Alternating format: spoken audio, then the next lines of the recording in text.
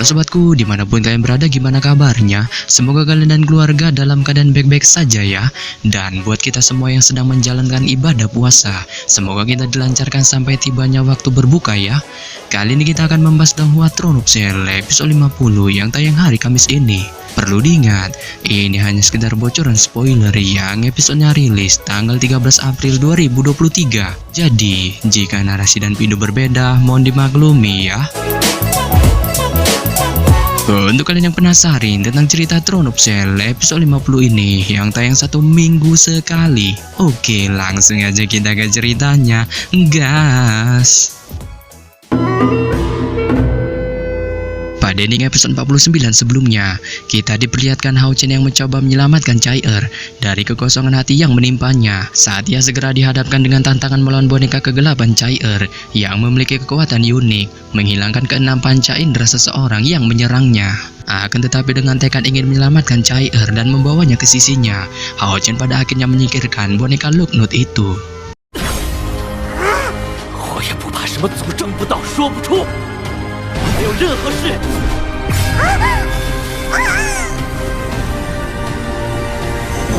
没有人能把他从最绝望梦魇中带走。 Yang mana setelah menyingkirkan boneka kegelapan itu, Hao Chen perlahan berjalan tertati-tati menuju TKP Chai-Er. Namun dikarenakan saat ini dirinya kehilangan keenam panca inderanya, sampai-sampai rambutnya ubanan lagi, Hao Chen pun pada akhirnya tepar saat ia spontan bisa merasakan dunia kelam yang selama ini dilalui Chai-Er, menyebabkannya merasa putus asa. Akan tetapi dengan tekad ingin membawa Chai-Er di sisinya, Hao Chen pun mencoba mengeluarkan sisa-sisa kekuatan di dalam tubuhnya dengan terus berjalan menuju TKP Chai-Er. 哪怕我看向你的每一眼，绝不抛弃你。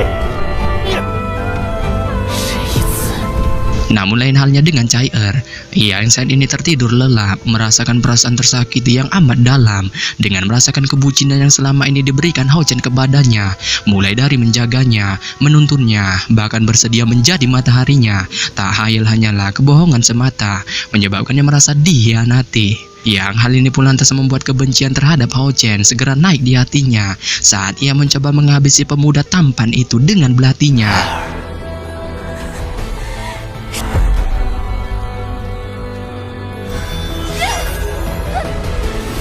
Tapi di sini, Hao Chen bukannya menghindar, malah sebaliknya ia mengendalikan belati itu dan menusukkannya ke dadanya.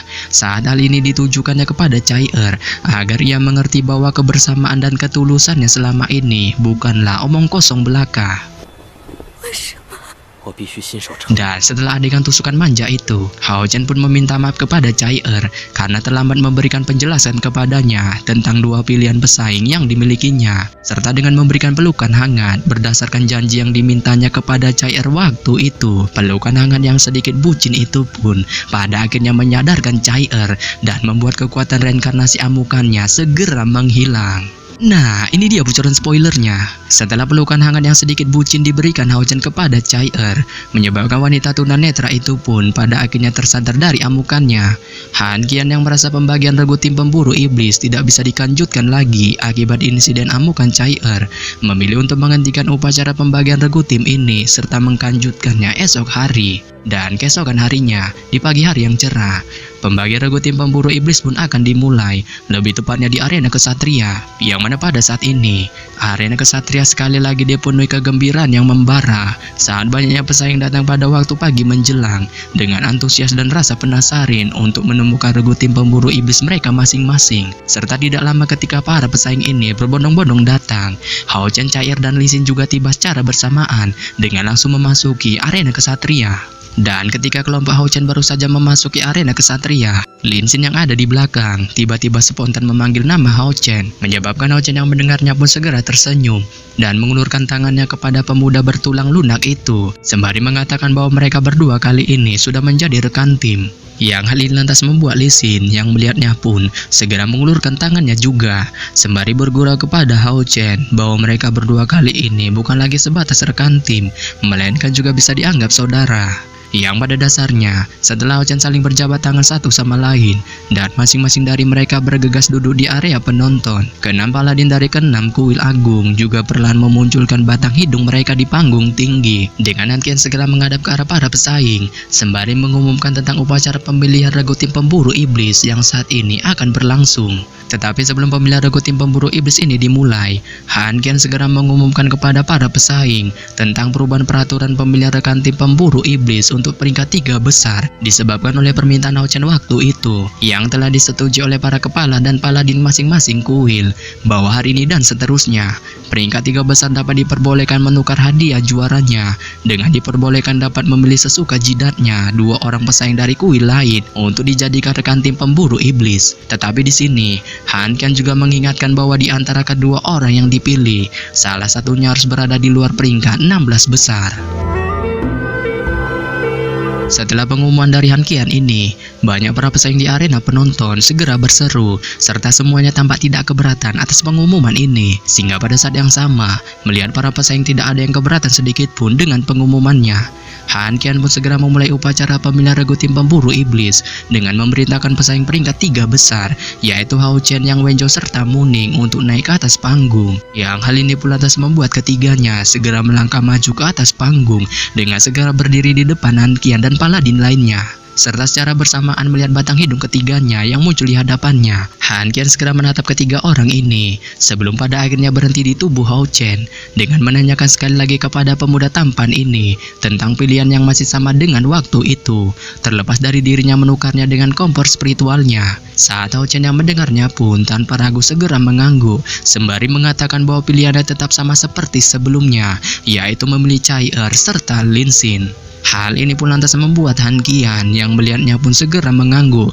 dan dengan melangkah maju ke depan, tatapannya segera melesat ke arah Chai dan Lin Xin sembari menanyakan kepada keduanya tentang kesiapan mereka yang bersedia menjadi bagian tim pemburu iblis Hao Chen. Saat Chai dan Lin Xin yang mendengarnya pun segera memberikan jawaban kami bersedia secara bersamaan. Dan setelah pemilihan kedua rekan tim pemburu iblis Hao Chen, Hankian segera menoleh ke arah Yang Wenzhou dengan mempersilahkan kepada jenius kuil kesatria itu untuk memilih salah satu pesaing yang ingin dijadikan rekan timnya. Saat Yang Wenzhou yang mendengar ini segera menatap para pesaing di area penonton sebelum pada akhirnya berhenti pada sosok loli mungil yang ternyata itu adalah Ying-er, serta tanpa merasa ragu sedikit pun ia tanpa basa-basi langsung memilih pesaing dari kuil spiritual itu. Yang hal ini pun lantas membuat Hankian yang melihatnya pun segera mengalihkan tatapannya ke arah Ying-er sembari menanyakan kepada pesaing kuil spiritual itu tentang kesiapannya untuk bersedia menjadi rekan tim pemburu iblis Yang Wenzhou. Tetapi di sini, Ying-er tanpa diduga memberikan jawaban menohok kepada Hankian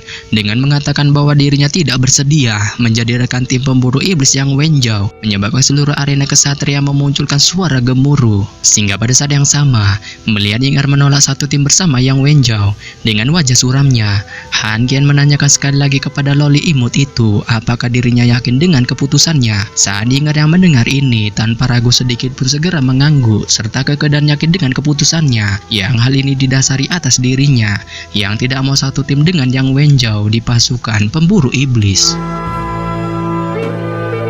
Melihat hal ini, Hankian segera memandang ke arah Yang Wenzhou serta dianggap Ying-er tidak ingin satu tim dengannya. Ia sekali lagi menyuruhnya untuk memilih pesaing lain. Yang hal ini pun lantas membuat Yang Wenzhou yang mendengarnya pun spontan memasang raut kesuraman di wajahnya sebelum pada akhirnya ia menarik napas dalam-dalam sembari menyebutkan pilihan keduanya adalah Huang Yi dari kuil penyihir. Serta setelah rekan Hao Chen dan Yang Wenzhou masing-masing sudah dipilih, tibalah giliran Muning untuk memilih rekan timnya.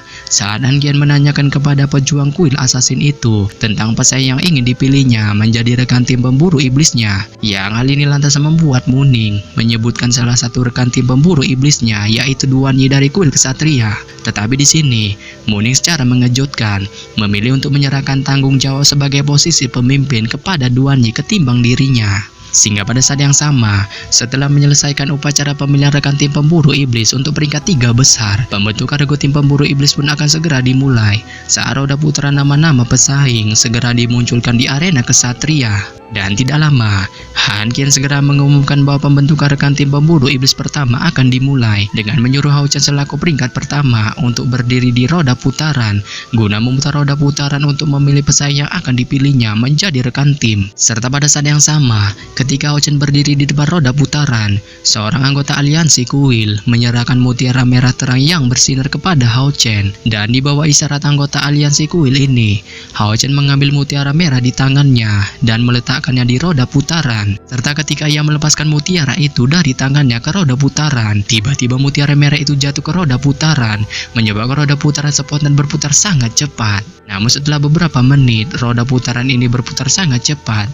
Kecepatannya tanpa diduga secara bertahap menurun, dan 10 nama pada roda putaran juga menjadi lebih berbeda, sebelum pada akhirnya roda putaran itu pun berhenti, dengan menunjukkan nama-nama pesaing yang akan menjadi rekan tim pemburu iblis Hao Chen. Setelah roda putaran itu berhenti, Han Qian segera mengumumkan nama-nama pesaing di roda putaran itu yang akan menjadi rekan tim Hao Chen. Yang mana ketika rekan tim pertama yang muncul di roda putaran segera diumumkan Han Qian, saat itu menunjukkan nama seorang pesaing dari kuil prajurit yang secara mengejutkan itu ternyata adalah Yuan Yuan. Serta pada saat yang sama, setelah menyebutkan nama Yuan Yuan, Han Qian segera memerintahkan wanita tomboy itu untuk naik ke atas panggung. Saat Yuan Yuan yang mendengar ini, segera memegangi perisai besarnya sembari berjalan maju ke depan dengan riang gembira. Yang hal ini lantas membuat Hao Chen yang melihatnya pun segera menyambutnya dengan mengulurkan tangannya dan menatapnya sembari mengatakan welcome to anggota baru. Dan setelah Hao Chen mendapatkan rekan tim dari kuil prajurit yaitu Yuan Yuan, Han Qian segera memerintahkan Hao Chen untuk memutar lagi roda putarannya saat nama-nama yang muncul berikutnya secara mengejutkan adalah si kepala pelontos Sima Xian dari kuil pendeta serta bocil Ying Er dari kuil spiritual. Dan dari sinilah kita pada akhirnya mengetahui bentukan regu tim pemburu iblis Hao Chen, dengan diantaranya adalah Hao Chen dari kuil kesatria, Cai Er dari kuil assassin, Yuan Yuan dari kuil prajurit, Ying Er dari kuil spiritual, Lin Xin dari kuil penyihir, dan Sima Xian dari kuil pendeta.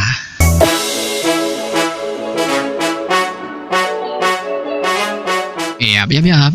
Sampai di sini saja saya menyampaikan bocoran spoiler Throne of Cell episode 50 yang baru tayang Kamis ini. Akhir kata saya ucapkan bye-bye.